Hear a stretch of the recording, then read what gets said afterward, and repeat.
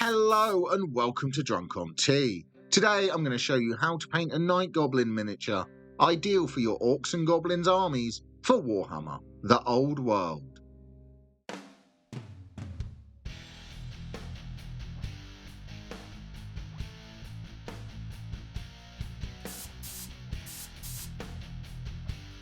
So the first thing I've done is I've primed the model black, as this will give us a nice smooth, even base coat for the rest of our colours to work from. I'm coming in first of all with some Abaddon black, and I'm going to paint this all over the miniature. It may seem weird to paint black over the black primer, but Abaddon black has a different finish to the Chaos black spray, so this way any mistakes that are made later will be nice and easy to tidy up by just painting back over them with a little bit of Abaddon black. So I'm making sure I focus this onto the robes of the Night Goblin. I'm just making sure I coat all of the model with a layer of Abaddon black.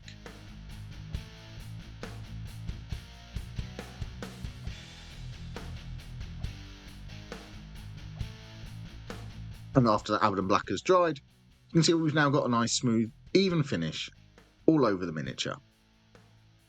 So now it's time to start painting the robes to the Night Goblin. The first thing I'm doing is coming in with some Corvus black, and I'm going to dry brush this all over the robes. So this can be quite a heavy dry brush. I'm going to leave that Abaddon black we painted showing in all of the recesses, but I want to make sure I catch all of the raised surfaces and edges of all the details with a dry brush of Corvus black. Corvus black is a lighter shade of black than the Abaddon black, so it will help create a little bit of interest all over the robes. And by dry brushing, we'll get this effect really nice and quickly, rather than if we were slowly layering this up, using traditional painting methods. And after that dry brush has been applied, you can see how it's picked out all of the raised details, brightened them up just a little bit. So now it's time to apply another dry brush to the fabric. For that, we'll be using Eshin Grey. I'm going to be a little bit lighter this time. It's still dry brushing all over the model, so this will catch all of those raised and flat surfaces once again, but leaving a little bit of the Corvus black showing through as well, so we'll get a nice two-tone effect all over the robes to the Night Goblin. So you don't want to be quite as heavy with this dry brush, but catch all of the robes with some Eshin Grey. With the dry brush applied, you can see how now we're getting a really nice transition from the dark to the lighter colours on the robes. So that's just one final dry brush to apply, and that's with some Mechanica Standard Grey. I'm going to apply this dry brush from the top of the model down to the bottom, so it'll just catch the most upwards facing surfaces. I'm being really light and gentle with this dry brush, so it just catches those most raised details that are upwards facing. Will give a nice effect all over the Night Goblin. With the Mechanica Standard Grey applied, that is all of the robes quickly and easily painted on the Night Goblin, so you have to paint so many of these models. This is a great way to paint a lot of them really fast. So now with some War Boss Green, I'm going to start painting the skin. So I'm now just going to carefully pick out all of the details of the green skin on the Goblin with a couple of layers of War Boss Green. This is going to take a few layers to build up to a solid cover. And I'm going to be really careful when I get to areas around the cloak that we've already painted and highlighted. But I'm just making sure I pick out all of the skin with some War Boss Green.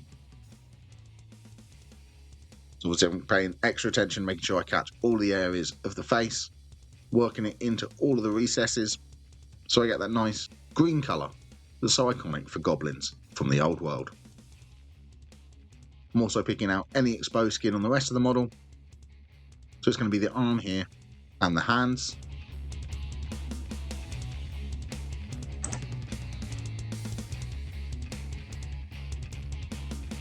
I haven't attached the shield to this Goblin, because it's much easier to paint with the shield left off.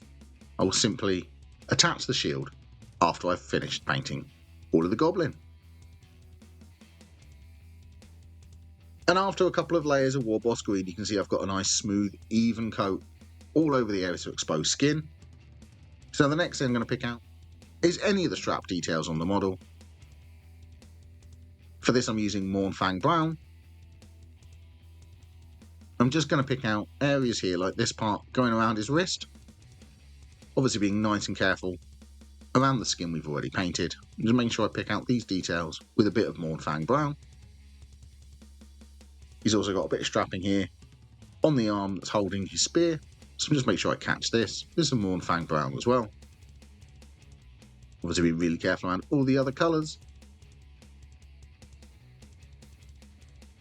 And finally, he's got some at the top of his boots as well. So I'm just going to pick this out. Just break up that black a little bit and add some interest to the model.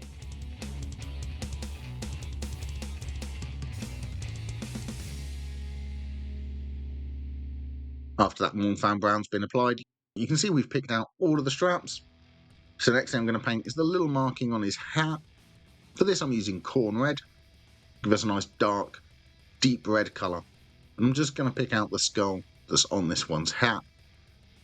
Different Night Goblin sculpts have different markings here. But I'm just making sure I pick this out with a couple of layers of corn red so I get a nice solid skull on the hat to the model. And with that corn red applied, there's only a few more base coats left to apply. And the next of these will be Dryad bark, which I'm going to use to pick out the shaft to his spear. So once again, I'm going to be really careful when I get down to the skin. I'm just going to make sure I pick out the wooden shaft with a couple of layers of Dryad bark. I'll see if you've built these models as the Night Goblin bowman. I'll be picking out the bow with the Dryad bark instead of the spear. After a couple of layers of Dryad bark, that's the wood details picked out, and there is just one final base coat left to apply, and that's going to be to pick out the metallic tip to the spear. For this I'll be using lead belcher. I'm just going to apply a couple of layers of lead belcher to the tip of his spear.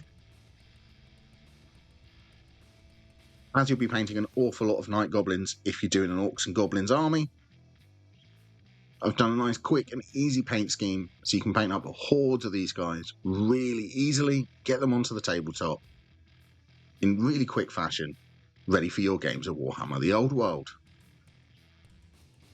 With the spear picked out, that is all of the base coats applied to this Night Goblin. So the next thing is I'm going to shade the miniature. And for the first shade, I'm coming in with some Athonian camo shade. I'm going to apply this all over the skin to the Night Goblin. So you don't want to let this pull too heavily into the recesses, but you do want to make sure you catch all the areas of exposed skin with a shade of Athonian camo shade. Next, with some Nuln oil, I'm going to shade the tip to the spear and the marking on his hat. I'm not too worried about shading the actual wooden shaft to the spear. There isn't any detail or texture on it. I'm going to have to add that in at later stages. But for now, I'm just making sure I shade the metallic details and the corn red on his hat. And finally, with some Agrax Earthshade, I'm going to shade the couple of areas we painted with Mornfang Brown. So just darken down these regions, sink into any recesses, and add some definition to these straps on the Night Goblin. If you're enjoying the video, please press like. If you want more videos, press the subscribe button and ring the notification bell.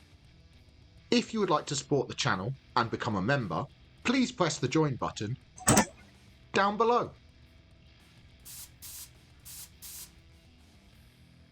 And after those shades have dried, you can see how they've really added some definition all over the miniature. So now it's time to start highlighting. And the first thing I'm going to highlight is the skin. I'm going with Warboss Green again for this. And I'm going to pick out all of the regions that the shade didn't settle. So wherever the shade settled in a recess, I'm leaving the Athonian camo shade there. Got all the raised details, places that the shade didn't settle, and bringing it back up to its original colour with a layer of Warboss Green. So you can see how I'm picking out areas like the nose, the lips, the chin, just all of the raised details that haven't been shaded by the Athonian camo shade, and brightening these back up with a layer of Warboss Green. So here on the fingers, I'm leaving the shade showing in all of the recesses, but I'm brightening up all of the flatter and raised areas back to their brighter original colour. See how the shade has settled around the muscle on his arm, but left All the other areas are a little bit brighter, so I'm just catching these with a layer of Warboss Green. And with the Warboss Green applied, you can see how it's really made those details stand out and brightened up the flatter areas. So I'm coming in with some Skarsnik Green, and I'm going to apply some of this in the middle of all the areas we just applied our previous layer. So wherever we applied the Warboss Green in the previous step, I'm leaving some of that showing around the edges, but I'm catching the more raised details and upwards facing surfaces with a thin layer of Skarsnik Green, just to brighten these areas up and add a bit more definition all over the skin. On the fingers, I'm sort of focusing this towards things like the knuckles and areas like that. So making sure that I leave a bit of the Warboss Green showing through, applying a bit of this Skarsnik Green, which will then come in with our next layer and get a nice transition from the darkest colours to the brightest highlights. So just wherever you applied a bit of the Warboss Green, put a little bit of this colour in the middle of all of those areas. With the Skarsnik Green applied, you can see how it's highlighted those areas of the skin. So there's just one final colour left to apply to all of the skin, just to brighten it up. And that's going to be with a little bit of Nurgling Green. I'm just going to pick the most raised and sharpest points, add a small spot of Nurgling Green, just to really make these areas stand out. So it's things like the tip of his nose, the very point of his chin, the bottom lip, all of his knuckles here. I'm just catching these with a small spot highlight of Nurgling Green. And any of the sharpest points, just catching these most raised and sharpest details. And this will work with all the other colours we've already laid down and give a great transition from dark to light. And with the Nurgling Green applied, that is all of the skin highlighted. So the next step, I'm going to need to pick out his teeth and his fingernails. For this, I'll be using Ushabti Bone. I'm just going to apply this carefully all over his teeth. I don't want to accidentally get any of this onto the skin we've already painted and highlighted, but I'm going to pick out each of his teeth with a thin layer of Ushabti Bone, where we've already shaded all around these areas. It creates the nice definition, really makes all these areas stand out. So I'm just carefully applying a little bit of Ushabti Bone to all of his teeth. And any fingernails we can see, I'm picking these out with some Ushabti Bone as well. Where the sculpting for this one has the fingernail kind of moulded into the rest of the fingers, I'm just carefully painting that region with a bit of Ushabti Bone.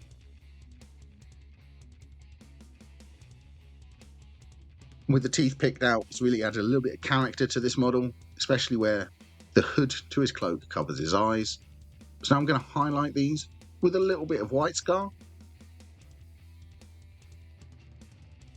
So for the teeth, I'm just carefully painting a really thin line down the middle of each of his teeth, making sure I leave a bit of the Ushabti Bone showing through, but just catching each tooth with a thin line of white scar. Just give the impression of really sharp teeth in this goblin's mouth.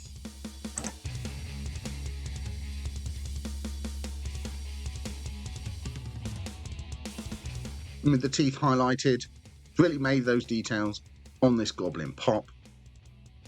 So the next thing I'm going to highlight is the brown details. For this I'm using some Scrag Brown, and I'm just going to carefully apply an edge highlight to all of the straps on the model. So for this large one here on this arm, I'm just applying an edge highlight at the very edge of that strap with a bit of Scrag Brown. And for these ones on the spear arm, I'm just catching the top of each of the straps with a really thin line, just like the light's catching the very edges. And I'm doing the same for the ones around his leg as well, just catching these details with a thin edge highlight of Scrag Brown.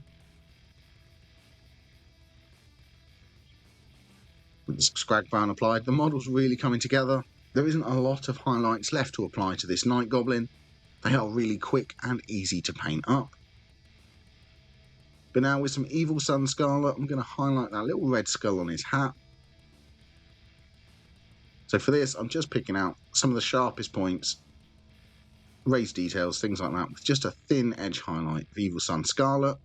Don't want these details to be too bright. I do just want to pick out some of the details on that skull. And now with some Baneblade Brown, I'm going to highlight the wood. For this, I'm applying this as a dry brush all over the wood to the shaft of his spear. You can be quite heavy with this dry brush, but try and be careful so we don't accidentally get this over other details on the model.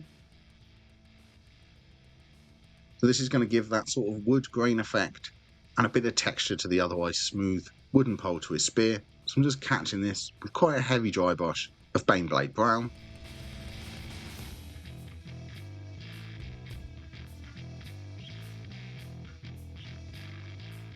With those couple of small details highlighted, there is only one final highlight left to apply to this Night Goblin, and that's going to be the metallic spear tip.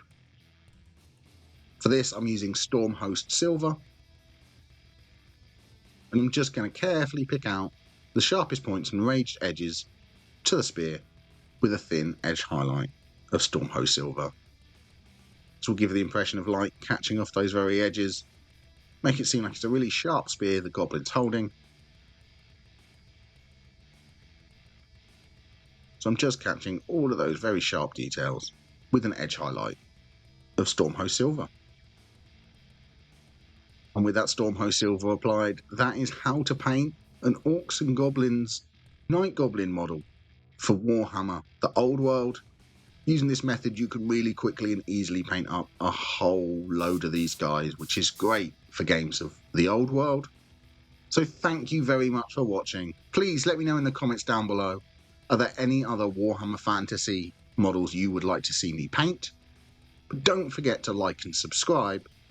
And as always, an extra special thank you to Jenkins, our Tea Lover channel member. Thank you so much for the support, and happy painting!